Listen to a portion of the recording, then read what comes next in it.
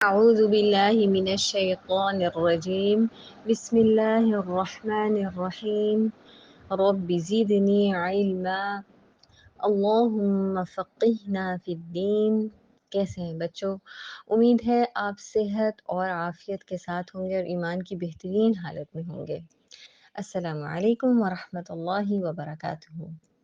ہم سورہ یاسین آیا نمبر 68 سے آج اپنے لیسن کو سٹارٹ کریں گے اور سیکھیں گے کہ اللہ سبحانہ تعالیٰ ہمیں کیا سکھا رہا ہے۔ اللہ سبحانہ تعالیٰ 68 میں فرماتا ہے اعوذ باللہ من الشیطان الرجیم بسم اللہ الرحمن الرحیم وَمَن نُّعَمِّرْهُ نُنَكِّسْهُ فِي الْخَلْقِ أَفَلَا يَعْقِلُونَ۔ وَمَن اور وہ جو نُعَمِّرْهُ ہم عمر دیتے ہیں اسے، نُنَكِّسْهُ ہم الٹا دیتے ہیں اسے، فی الخلق ساخت میں، افلا کیا بھلا نہیں، یعقلون وہ عقل رکھتے۔ یہاں اللہ سبحانہ تعالیٰ ہمیں خبردار کر رہے ہیں، یعنی اللہ سبحانہ تعالیٰ ہمیں بتا رہے ہیں کہ اللہ سبحانہ تعالیٰ جس کسی کو بھی لمبی زندگی دیتے ہیں تو پھر اللہ تعالیٰ کیا کرتے ہیں، نُنَكِّسْهُ فِي الْخَلْقِ ہم الٹا دیتے ہیں، نُنَكِّسُ الٹا کر دینا، یعنی کہ واپس پھیر دینا، ریورس کر دینا، ٹھیک ہے۔ تو نُنَكِّسُ فِي الْخَلْقِ ہم الٹا دیتے ہیں اسے ساخت میں، یعنی کیا مطلب ہے کہ جیسے ہم چھوٹے سے بیبیز ہوتے ہیں نا، جب ہم پیدا ہوتے ہیں تو نہ ہم چل سکتے ہیں، نہ پھر سکتے ہیں، نہ کھا سکتے ہیں، کچھ بھی نہیں کر سکتے، ہم اپنے والدین پہ، اپنے پیرنٹس پہ بالکل زیادہ انحصار کرتے ہیں، انہی پہ ڈپینڈنٹ ہوتے ہیں۔ لیکن پھر کیا ہوتا ہے، آہستہ آہستہ ہم بڑے ہونے لگتے ہیں اور ہمارے اندر طاقت آ جاتی ہے اور ہم اپنے سارے کام خود کر لیتے ہیں اور ہم انڈیپینڈنٹ ہو جاتے ہیں۔ لیکن پھر ایک وقت کیا آتا ہے کہ پھر ہم دوبارہ سے کمزور ہونے لگتے ہیں، جیسے جیسے ہماری عمر بڑھتی جاتی ہے ہم کمزور ہوتے چلے جاتے ہیں اور ہم اپنی جتنی بھی طاقت ہے نا اس کو کھونا شروع کر دیتے ہیں۔ تو اللہ تعالیٰ کہہ رہے ہیں وَمَن نُعَمِّرْهُ نُنَكِّسْهُ فِي الْخَلْقِ پھر آہستہ آہستہ واپس جیسے بیبیز ہو جاتے ہیں ویسے ہی ہم ہو جاتے ہیں اولڈ ایج میں، بڑھاپے میں، اسی طرح سے ہم ڈپینڈنٹ ہونا شروع ہو جاتے ہیں۔ تو اللہ سبحانہ تعالیٰ کہہ رہے ہیں کہ کیا اس سے کوئی سبق نہیں لیا، افلا یعقلون کیا وہ عقل نہیں رکھتے، یعنی وہ سمجھ نہیں رکھتے، وہ سوچتے نہیں ہیں کہ اس سے ان کو سبق لینا ہے کہ جسم کی جو طاقت ہے، جسم میں جو جان ہے، جسم میں جو کام کرنے کی صلاحیت ہے وہ تو اللہ تعالیٰ کی طرف سے ہے اور کنٹرول تو سارا اللہ کی طرف ہے۔ تو پھر ہمیں تکبر نہیں کرنا چاہیے اور ہمیں بڑا نہیں بننا چاہیے اور اللہ کی بات ماننی چاہیے۔ آگے اللہ سبحانہ تعالیٰ فرماتے ہیں آیت 69 میں وَمَا عَلَّمْنَاهُ الشِّعْرَ وَمَا يَنبَغِي لَهُ إِنْ هُوَ إِلَّا ذِكْرٌ وَقُرْآنٌ مُبِينٌ۔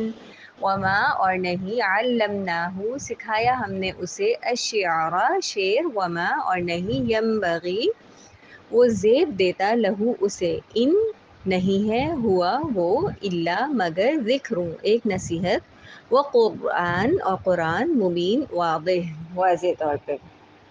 تو یہاں اللہ سبحانہ تعالیٰ کیا فرما رہے ہیں، اللہ سبحانہ تعالیٰ یہاں پر نبی صلی اللہ علیہ وسلم کو ڈیفینڈ کر رہے ہیں، ان کے بارے میں بتا رہے ہیں کہ قرآن کوئی شاعری نہیں ہے، کوئی پوئٹری نہیں ہے۔ تو اس سورہ کا جو ایک اور مقصد ہے نازل ہونے کا وہ یہاں سے شروع ہو رہا ہے، جس میں نبی صلی اللہ علیہ وسلم کا جو مقام ہے، ان کا جو درجہ ہے، اس کے بارے میں اللہ سبحانہ تعالیٰ واضح طور پہ بتا رہے ہیں۔ اور اللہ تعالیٰ کہہ رہے ہیں کہ اللہ نے نبی صلی اللہ علیہ وسلم کو شاعری نہیں سکھائی، حالانکہ قرآن آپ کو سننے میں بہت شاعرانہ کلام لگے گا، سننے میں ایسے ہی لگے گا کہ جیسے شاعری ہے، لیکن یہ شاعری نہیں ہے۔ کیوں؟ کیونکہ یہ تو نبی صلی اللہ علیہ وسلم کو زیب ہی نہیں دیتی کہ محمد صلی اللہ علیہ وسلم جو ہے وہ شاعری پڑھے۔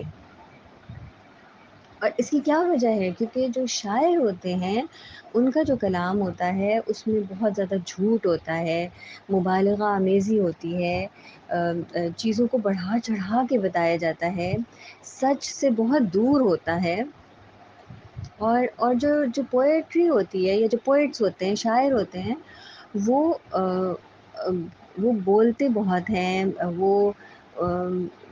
وہ صرف کہتے ہیں، زبان سے کہتے ہیں، جبکہ جو پروفٹس ہوتے ہیں، جو انبیاء ہوتے ہیں، وہ بولنے کے ساتھ ساتھ عمل بھی کرتے ہیں، یعنی قول کے ساتھ ساتھ ان کا عمل بھی ہوتا ہے، وہ چیزوں کو کر کے دکھاتے ہیں، زندگی میں کیسے ان چیزوں کو اپنی زندگی میں شامل کرنا ہے وہ کر کے بتاتے ہیں، معاشرے کے اندر ایک مثبت چینج لے کر آتے ہیں۔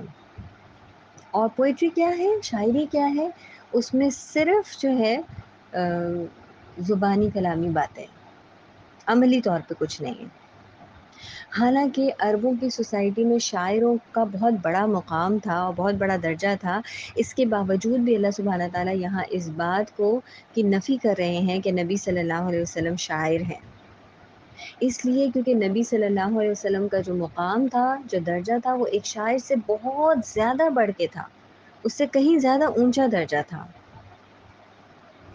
اور جو کلام اللہ ہے، جو اللہ کا کلام ہے، وہ سچائی پہ مبنی ہے، صدق پہ مبنی ہے۔ بے شک قرآن سننے میں کتنا ہی خوبصورت شاعری جیسے لگے، لیکن یہ شاعری ہرگز نہیں ہے، اور یہ تو نبی صلی اللہ علیہ وسلم کو زیب بھی نہیں دیتا۔ قرآن کیا ہے؟ ان هو الا ذکر و قرآن مبین، یہ قرآن ایک نصیحت ہے اور واضح کتاب ہے۔ یہ ایک ایسی کتاب ہے جس سے ہم نصیحت حاصل کریں اور اس کے احکامات واضح ہیں۔ لِيُنذِرَ مَن كَانَ حَيًّا وَيَحِقَّ الْقَوْلُ عَلَى الْكَافِرِينَ۔ لِيُنذِرَ، تاکہ وہ ڈرائے، من اسے جو، کانا ہے، حیا زندہ، وَيَحِقَّ اور ثابت ہو جائے، القول بات، علی الکافرین کافروں پر۔ تو یہاں پہ اللہ سبحانہ تعالیٰ بتا رہے ہیں کہ قرآن جو ہے، جیسے ہم پچھلے آیت میں دیکھ رہے ہیں کہ ایک نصیحت ہے یا واضح پیغام ہے، کس کے لیے ہے؟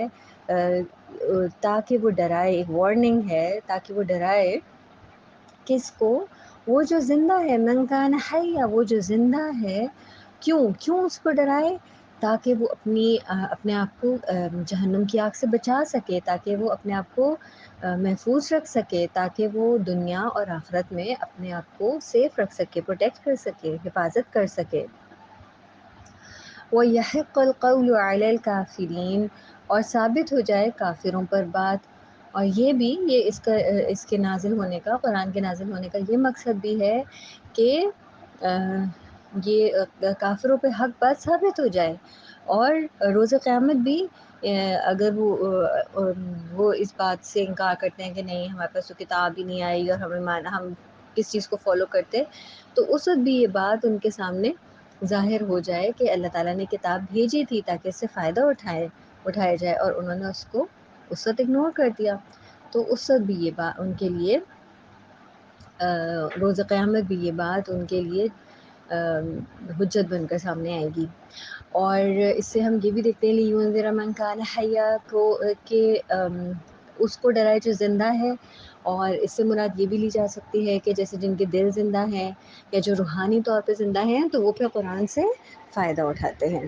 سبحانک اللہم و بحمدک، اشہد ان لا الہ الا انت، استغفرک و اتوب الیک۔ السلام علیکم ورحمۃ اللہ وبرکاتہ۔